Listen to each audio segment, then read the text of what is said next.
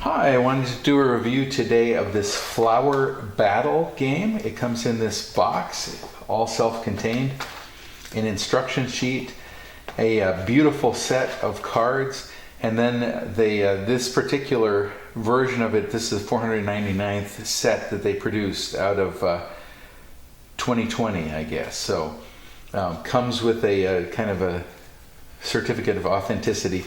What's in here you really don't have to play the game, but it's a bunch of colored popsicle sticks. So this was a Kickstarter, so that was one of the extras that they did. Those of you who play Mahjong using traditional Hong Kong rules will know that you use colored sticks to tell what your score is. Same idea with Flower Battle. So I first became aware of Flower Battle back when I was assigned in Korea in the late 1980s. And they had a game that they sold locally. It was very, very popular. It had these kind of thin little cards that were flower cards.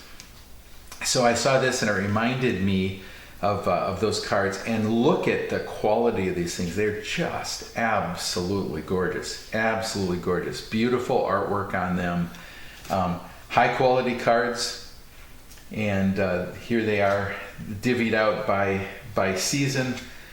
And so there's other distinctions within these, and I'm going to get to that in a second, but I just wanted to show you what the artwork on these things look like. I mean, these are just gorgeous. And talk about a wonderful gift, for the holiday season. This is just absolutely beautiful.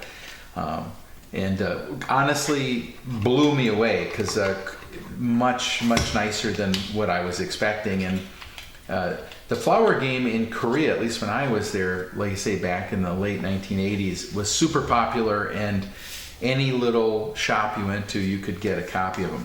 So the rules, I want to go through this a little bit because it's important. It took me a couple of tries to understand all. When you first open it up, the most important page to understand is this one. This is the most important page to understand, because it shows, they're going to reference in the rules, when you read it later, they're going to reference the month. So each one of these flowers, and sometimes there's an animal with it as well. Like there's silvergrass and geese in the August one. They go across, and they're divvied up by color. So I have we have 5 kids, and a couple of them have varying levels of color blindness. So you can either tell based on what's in the picture or the colors, either way. So that's very good. Then you've got some wild cards that are all red, of course, red being a color of luck if you're talking about the Far East. And then there's other combinations too, like there's these gold cards. Now, the first time I read about that, I thought it was the gold background, because one of the cards has a gold background, but it's got a little gold piece in it. It's got that little circle, which is like a gold coin. I didn't figure that out. And then it talked about a mosaic. The mosaic is if it's got more than one color. They're kind of alternating like squares in a mosaic piece. That's what they mean by mosaic cards.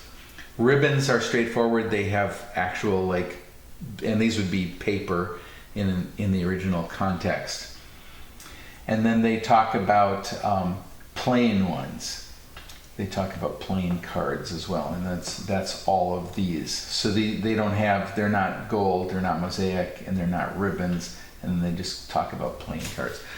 But very, very important, because and you probably ought to make a copy of this and have it next to you as you go through the rules if you've never played it. If you have played it, if you're from Korea or Japan or China originally, or spent some time over there, or have that kind of a background, this will all be straightforward, because it's exactly the same as the markings on the original flower cards.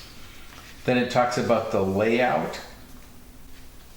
Okay, so on your turn under the Let's Play, each person has 7 cards in your hand, and there's 6 cards that are out on the table when you start off. On your turn, you put down 1 card from your hand, and try to match it with a pair that's in the ground card of a card of the same month.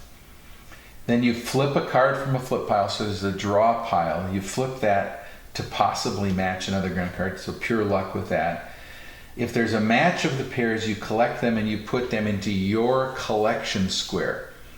And so even if there's not a ground card that matches your hand card, you still need to complete that step each turn. And then you get points.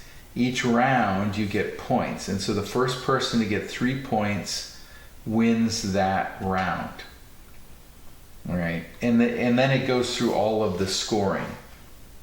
And there's many different examples of scoring.